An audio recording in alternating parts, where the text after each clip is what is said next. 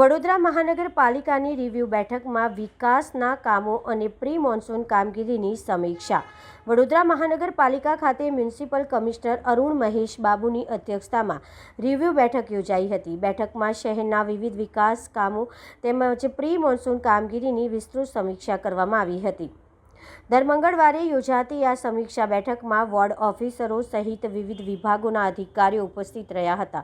બેઠક દરમિયાન બજેટમાં મંજૂર કરાયેલા તેમજ બાકી રહેલા વિકાસ કામોની પ્રગતિ અંગે ચર્ચા કરવામાં આવી હતી. અધિકારીઓને રોડ, રસ્તા, ગટર લાઇન, ડ્રેનેજ અને સ્ટ્રીટ વેન્ડર પોલિસી સંબંધિત કામગીરી જૂન મહિના પહેલાં પૂર્ણ કરવાની તાકીદ કરવામાં આવી હતી. સાથે જ શહેરમાં ચાલી રહેલા વિવિધ બ્રિજ પ્રોજેક્ટની કામગીરીની પણ સમીક્ષા કરવામાં આવી હતી.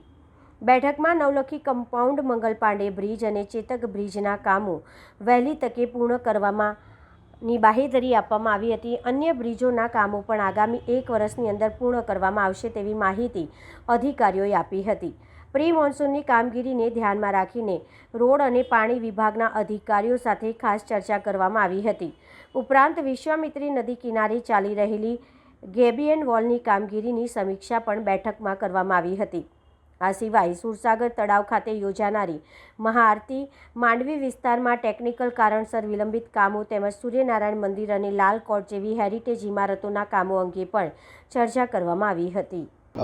સૌથી પહેલાં આજના જે રિવ્યૂ મિટિંગ છે, અમે જે ગયેલા પીએમ ફંક્શન હતી અને પીએમ રોડ શો હતો એમાં જે પણ ટીમો જે કામગીરી કર્યા છે બધાને અમે આજે અભિનંદન પણ પાઠવ્યા.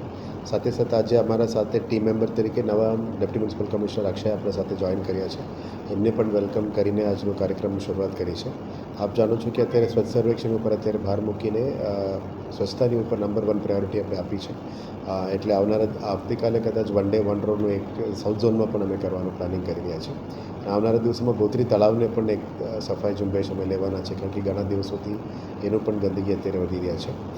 એટલે વેસ્ટ ઝોનને પણ કીધું છે, એનું પ્લાનિંગ કરવા માટે કીધું છે. સેકન્ડ, વિશ્વામિત્રી નદીમાં જે નવલાવાલા કમિટી અને સાહેબ જોડે મિટિંગ ગયા અઠવાડિયે થઈ છે, એના આધારે વિશ્વામિત્રીમાં જે ગયા વર્ષ રેજ્યુનેશન અને ડિસિલ્ટિંગનું કામ કરી છે, એના પછીનું અત્યારે પ્રતાપપુરા રિઝર્વાયર અને આજવામાં જે હોલ્ડિંગ કેપેસિટી વધારવાનું છે એ કામગીરી અત્યારે શરૂ કરી દેવા માટે નક્કી કર્યું છે અને ટૂંકા સમયમાં એ શરૂ કરવાના છે.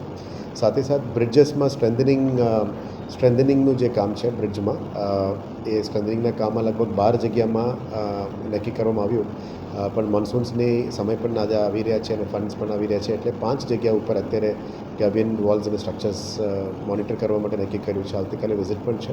એટલે 2 બ્રિજેસ અને 3 જગ્યામાં જે વધારનું વહેણ છે, જે કરોઝન અને ઇરોઝન થઈ શકે ત્યાં જગ્યામાં કરવા માટે નક્કી કર્યું છે અને આગળ વધ્યું છે. જે માનનીય નવલાવાલા કમિટી અંતર્ગત જે માર્ગદર્શન હેઠળ કામ ચાલુ કર્યું છે, એમાં સેન્ટ્રલ વોટર કમિશનને પણ અમે ઇન્વોલ્વ કર્યા છે, જેથી કરીને એમની માર્ગદર્શન વોટર હોલ્ડિંગ કેપેસિટી અને વોટર ફ્લોને પણ કેવી રીતે આગળ લઈ જવું એમને લેવાના છે.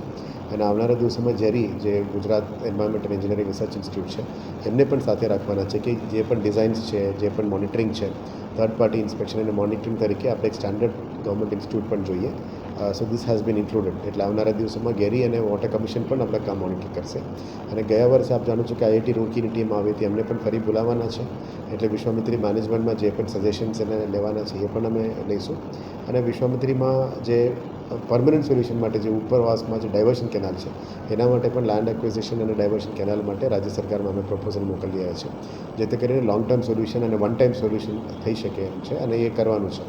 એક GIDCનું એક વચ્ચેનું જમીન આવે છે, એ પણ GIDC સાથે પણ વાત કરી છે. સો ઓન ધ કોન્ટ્રરી અમને સારું સહયોગ પણ મળી છે. એટલે વોટર હોલ્ડિંગ કેપેસિટી સાથે ડાયવર્ઝન માટે પણ જે પણ પગલાંઓ લેવાના છે એ પણ લઈશું. અને જે આપણે પહેલાં પણ હું કીધું છે કે 48 કિલોમીટર્સમાં 40 કિલોમીટર્સ અમે કોન્ઝર્વેશન ઝોનમાં લેવાના છે. ક્રોકોડાઇલ કોન્ઝર્વેશન, બાયોશિલ્ડ, પ્લાન્ટેશન્સ બધામાં લઈશું. અને 8 કિલોમીટર માટે અલગ અલગ સેક્ટરમાં જે વાત કરી છે, સિટીઝન્સ પાર્ક હોય, વોકિંગ ટ્રેક, સાયકલ ટ્રેક, એ બધા ડિઝાઇન અત્યારે થઈ રહ્યા છે, DPR બની રહ્યા છે. એના પછી કદાચ મોન્સૂન્સ પછી આવા ડેવલપમેન્ટલ કામ ઉપર અમે બહાર મૂકીને આગળ લઈ જઈશું. કદાચ આટલા વર્ષો પછી વિશ્વામિત્રીમાં ડેવલપમેન્ટલ કામ પણ ફેઝ 2નું કામ શરૂ થશે. ત્રીજી છે હેરિટેજનું મિટિંગ કર્યું છે. એટલે હેરિટેજમાં જે પણ કામગીરી શરૂ કર્યું છે, માંડવીમાં ટેકનિકલ ઇશ્યુઝના કારણે થોડું કામ સ્લો થયું છે કે 3 ઓપ્શન્સ પણ આપ્યા છે કન્સલ્ટન્ટે. એ ઓપ્શન ડિસિઝન આજે લેવાના છે, લઈને આગળ વધવા માટે પણ નક્કી કર્યું છે. લાલકોટમાં પણ સેમ સિચ્યુએશન છે. આવનારા દિવસોમાં સૂર્યનારાયણ મંદિરનું પણ લઈશું, પછી ન્યાય મંદિરનું પણ ડિસ્કશન રાખ્યું છે. એટલે આ 3 પ્રાયોરિટી કામોમાં અમે આગળ વધવાના છે. સાથે સાથ મોસ્ટ ઇમ્પોર્ટન્ટ અત્યારે પ્રી મોન્સૂન કામગીરી. આપ જાણો છો કે અત્યારે તમામ zonal engineers, drainage department, water department, road department બધાને રિવ્યૂ પણ કર્યું છે અને સૂચના પણ આપ્યું છે કે આવતા 2 મહિના કન્ટિન્યુઅસ પ્રી મોન્સૂન કામગીરીમાં કન્ટિન્યુઅસ કામ તો ચાલુ જ છે. આમ તો ખાસ ક્લિનિંગ ચાલુ છે, કેચમેન્ટ ક્લિનિંગ ચાલુ છે, ગ્રેબ બકેટ્સ મોકલીને વોર્ડ લેવલમાં ક્લિનિંગ ચાલુ છે, ડ્રેનેજ લાઇન્સ ક્લિનિંગ કરી રહ્યા છે, કેચમેન્ટ ક્લિનિંગ કરી રહ્યા છે. આ બધા કામો ઉપર 100% ફોકસ કરવાનું કીધું